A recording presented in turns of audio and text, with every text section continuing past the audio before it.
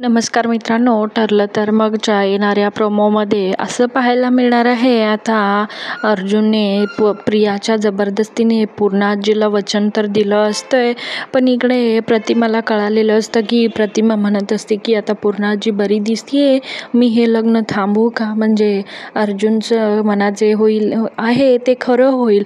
आता सायलीला सुद्धा इकडं खूप वाईट वाटत असतं, कारण अर्जुनचं लग्न आता प्रियासोबत होणार असतं.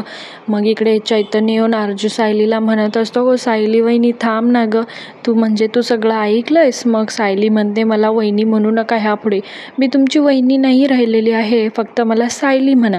त्यावर चैतन्य म्हणतो की तू माझी कायम वहिनीच राहशील गं.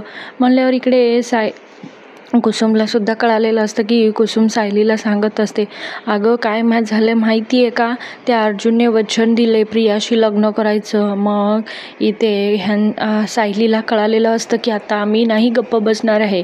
चला तर ठरलं तर मग मी माझ्याच नवऱ्याशी पुन्हा लग्न करणार आहे. ठरलंय तर म्हणजे तसल्या नालायक मुलीला मी माझ्या अर्जुन सरांसोबत लग्न होऊ देणार नाही.